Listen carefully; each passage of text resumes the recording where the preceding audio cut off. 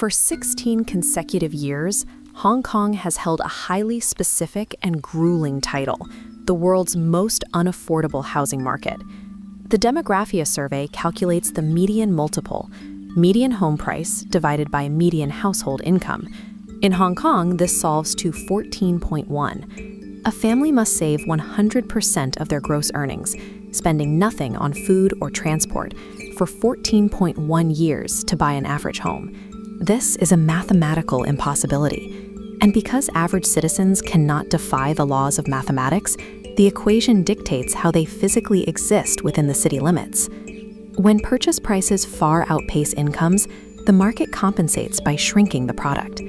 Over the last 2 decades, the average living space per person in Hong Kong has steadily compressed down to a mere 161 square feet. To put that in perspective, residents in New York City have about 500 square feet per person. Even in Tokyo, a city globally famous for its compact living, the average resident enjoys 215 square feet. Geography is the typical explanation for this density. Packing 7.5 million people onto a small island territory creates obvious, immense pressure on the available land. But the 14.1 multiple suggests this pressure isn't just a byproduct of nature. The math points to a specific set of constraints, an artificial compression that forces the city's residents into increasingly tighter boxes.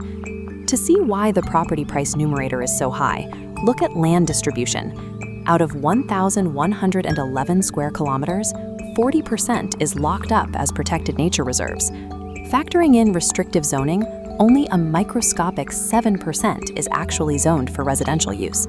The government holds virtually all land under a leasehold system. By releasing new parcels gradually through auctions and tenders, the state maintains a high revenue stream from land premiums. Meanwhile, a small, cartel-like group of major developers buys up this limited supply. They control the pace at which new flats are built and released to the public, ensuring demand consistently exceeds supply and keeps purchase prices elevated. Hong Kong's world record property prices exist because the system is designed to produce them. Now look at the denominator of the equation, median incomes. The math breaks down entirely when applied to the city's poorest tier. For households living in informal micro-apartments, known as subdivided units, the median monthly income is roughly HK $15,310. If this family attempts to buy an entry-level, 30-square-meter flat in Kowloon, they face a purchase price of 3.55 million Hong Kong dollars, weighed against a gross annual income of $183,720. For this household, the localized multiple is a staggering 19.3 years. This severe disconnect between the price numerator and the wage denominator creates an impenetrable barrier. The lower class is permanently locked out of the formal housing market, trapping them in a desperate cycle of renting. The immediate alternative is public rental housing, but with over 250,000 applications pending, the average wait time stretches to 5.5 years. During those years, hundreds of thousands of residents are forced into a completely unregulated shadow market of subdivided units. At the most extreme edge of this market are the notorious coffin homes, stacked wire mesh cages or wooden boxes, measuring as little as 15 square feet per person. These spaces represent the final stage of the lockout. When the formal market is mathematically inaccessible, 15 square feet becomes the only remaining option for survival. This shadow market operates on an economic concept called spatial arbitrage. Investors purchase older, formal apartments and slice them into multiple microcubicles. By exploiting the immense demand for affordable central locations, landlords rent these tiny partition spaces to low-wage workers, yielding a combined rent that far exceeds the original apartment. This creates a significant disparity.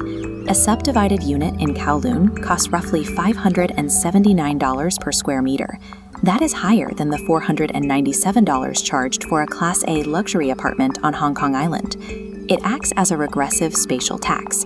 The poorest citizens pay a premium for tiny fractions of space, while the wealthiest enjoy sprawling, unrestricted estates. The human aftermath compounds over time.